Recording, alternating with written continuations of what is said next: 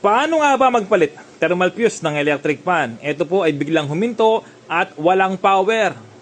Kapag walang power ang electric fan, ito ang palitan mo, ang tinatawag na thermal fuse. In-spot ko ng maayos, pinakita ng maayos para madali niyong mas maunawaan. Marami na akong vlog na ganito kung paano magpalit ng thermal fuse, pero sa mga hindi pa nakakaalam ay panoorin mo to. Okay, so madaling palitan ang thermal fuse kapag copper ang inyong stator. So bali ito po yung stator no, or motor ng electric fan. Kapag po kasi copper, hindi mapuputol yung bawat hibla ng wire. Kapag po kasi aluminum, nako, konting hila, putol na kaagad. Kaya kung minsan naglalagay ako sa labas ng mismong housing ng aluminum ng electric fan. Okay, so ito naman po ay copper, no? Kaya pinapakita po sa inyo.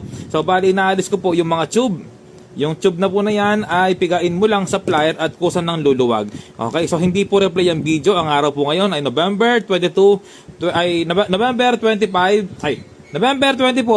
2026. Ang gulo. Ito mga department, no?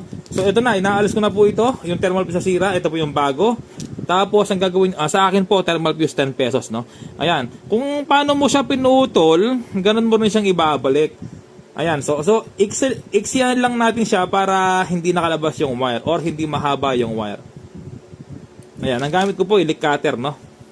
Okay, tapos kukuha tayo ng electrical tape. O, tapos, wag mong ititip yung mismong block na yan, wag mo lalagyan tape. Yung lang connector or yung mismong kung saan ka nagtitape, yan lang. Wag mong isama yung mismong block. Okay, tapos yung isa naman, ito, no? Kung paano mo siya tinanggal, ganun mo rin ibabalik mga repairman, no? Okay, so ngayon po, binubulbul ko po yan kahit na wala kang gamit na soldering iron, ay okay lang po yan, no? Or kahit wala kang gamit na heating tube. Yung heating tube na yan, yung ganyan, yung heating tube. Ano bang tawag dyan? Heating tube. Ayan, no? Tapos, electrical tape ulit. Hindi ko na ibabalik yung dati, no?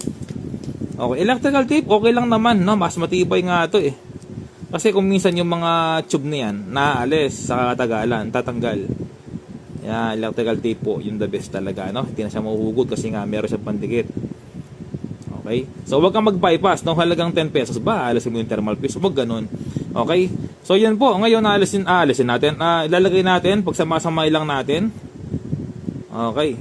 So, maganda. Ilalagay mo ito sa mismong gitna. No? Gitna ng mismong tube na yan. No? Huwag mo siyang masyadong ilapit sa inyong winding. Kasi, masisira po ulit, no? Yung thermal fuse kapag nakalapit sa winding ng maayos. So, kailangan siguro hindi siya ganong nakalapit, no? Para wag agad masira yung thermal fuse. Okay. Tapos, pagkatapos mo ng